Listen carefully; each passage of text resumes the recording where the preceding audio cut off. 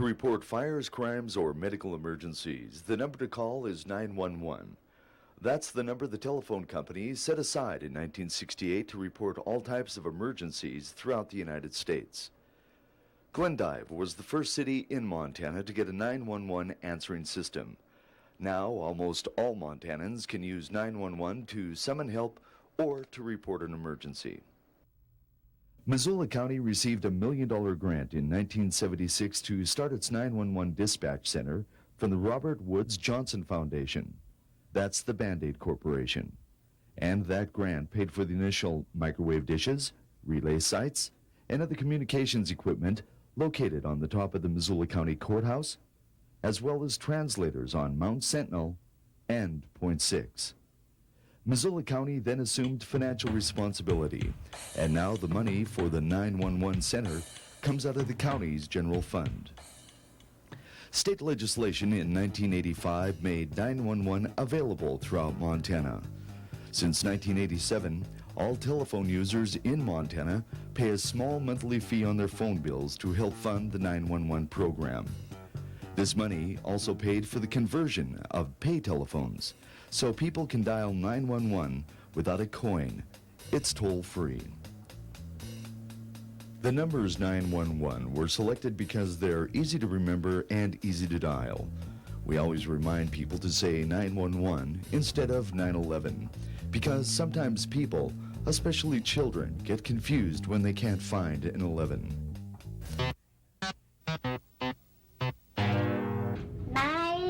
911.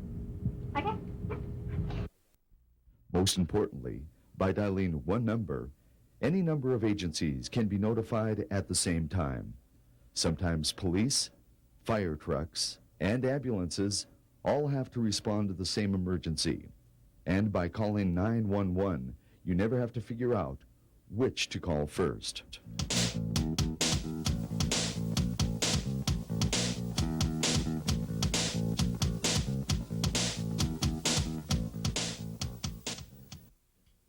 The Missoula 911 Center has direct and indirect connections with more than 35 agencies, including the Sheriff's Department, Missoula City Police, 6 ambulance services, the Life Flight helicopter ambulance from St. Patrick's Hospital,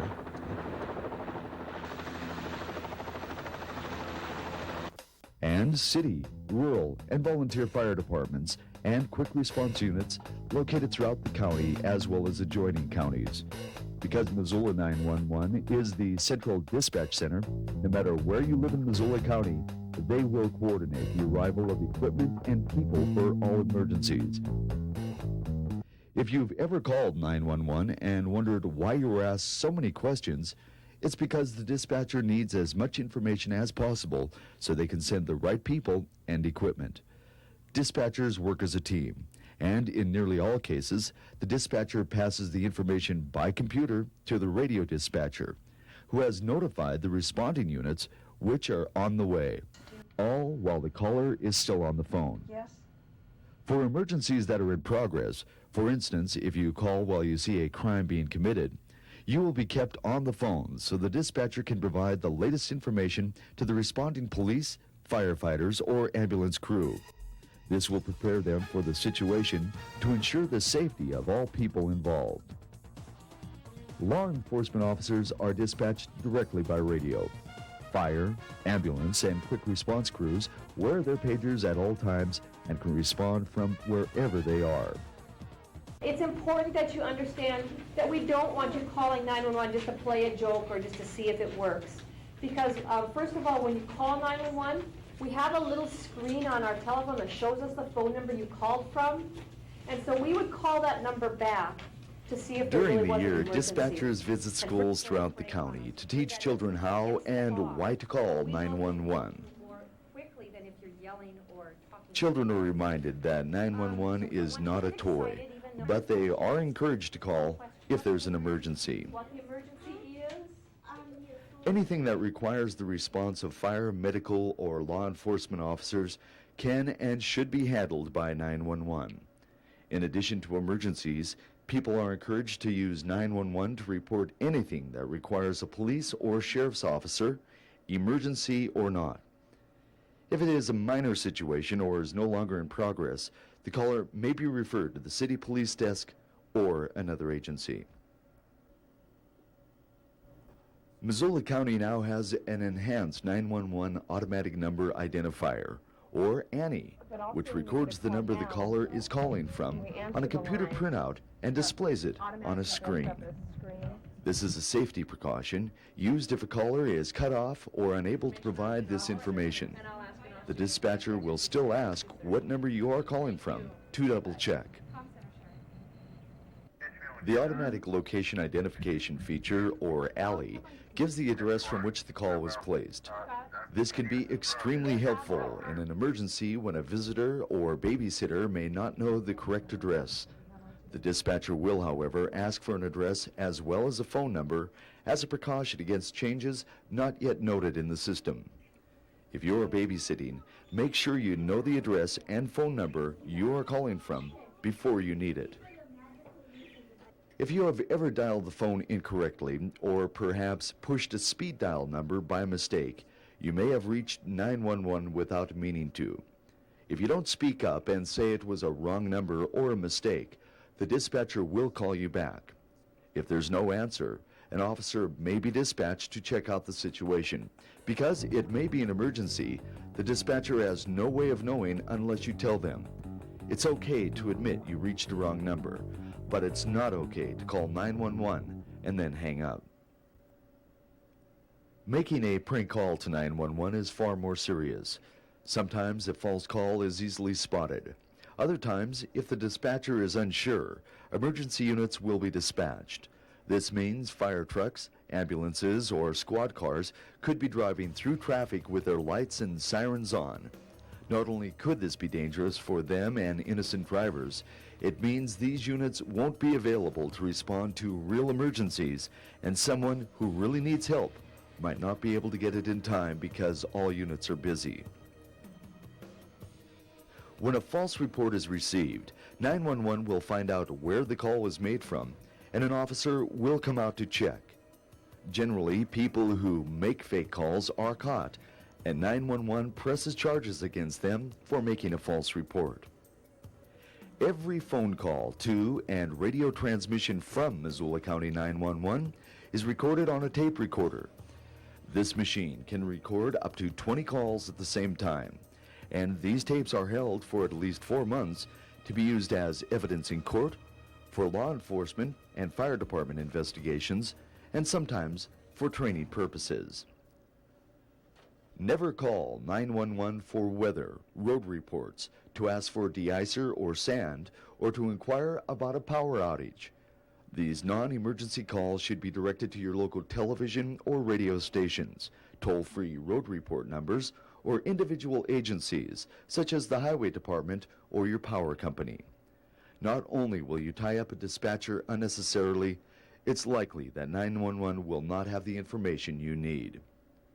Sometimes you might feel the 911 operator sounds rushed or unsympathetic. Keep in mind that the person answering the phone may have up to 20 calls coming in at the same time. Sometimes 20 people reporting 20 different emergencies, and sometimes 20 people reporting the same event. Each call has to be priority checked and dealt with accordingly. Sometimes your call may have to be put on hold, but please don't hang up. Try to be patient, and remember, your call will be handled as soon as possible. Since 1993, Missoula 911 has used an emergency medical dispatch system, a set of flip cards that the dispatcher uses to ask specific questions when a caller is reporting a medical emergency. This manual helps the dispatcher to assess the situation and is used as a guide for instructing the caller on proper first aid while waiting for help to arrive. These instructions can help a caller perform CPR or even deliver a baby before medical crews arrive, as well as handle just about any other medical emergency imaginable. Hearing impaired people can call 911 with a special teletype device. The dispatcher asks the caller questions by typing them on a machine and can then see the caller's responses. Missoula 911 has developed its own standard operating guideline manual over the years and updates it constantly. It includes information on dealing with subjects from abandoned cars to zones for dispatch and almost every regulatory subject in between. It serves as a reference source for operating procedures, not only for agencies and citizens in Missoula County, but it has been sold as a model to dispatch centers all over the United States and even in Canada. If you think you might like to become a Missoula 911 dispatcher, you must have at least a high school diploma or GED and must pass a computer keyboarding test, a hearing test, a listening skills test, and make it past an interview by representatives of the fire, sheriff, and police departments. A thorough background check is done on successful applicants, and those selected for training receive at least 13 weeks of instruction in call taking and dispatching to make sure they know the total operation of the 911 center before they work on their own. Training is ongoing, and there is a 1-year probationary period. Dispatchers must also be CPR certified and must recertify yearly. Dispatchers work rotating shifts around the clock, and of course, some weekends and holidays. 911 operates around the clock, and there are no holidays without emergencies. Applications are available at the Missoula County Human Resources Office, located in the county courthouse. Remember, it's 911, the number to call in an emergency. Down 911 in case of emergency. If you see somebody who needs help with the urgency, don't get excited, chill, relax, prepare for giving the operator all the facts, like who you are and where you at and what's your emergency. You see, they need to know that. And you down 911, they're gonna be coming, and if they're criminal, giving you trouble, they sending the cops to keep their bad boys running. Buildings burning, they send the fire truck, and if somebody's hurting, sending an ambulance for bringing them up. And remember what? When you get it on the scene, in case of emergency, call the team. Emergency.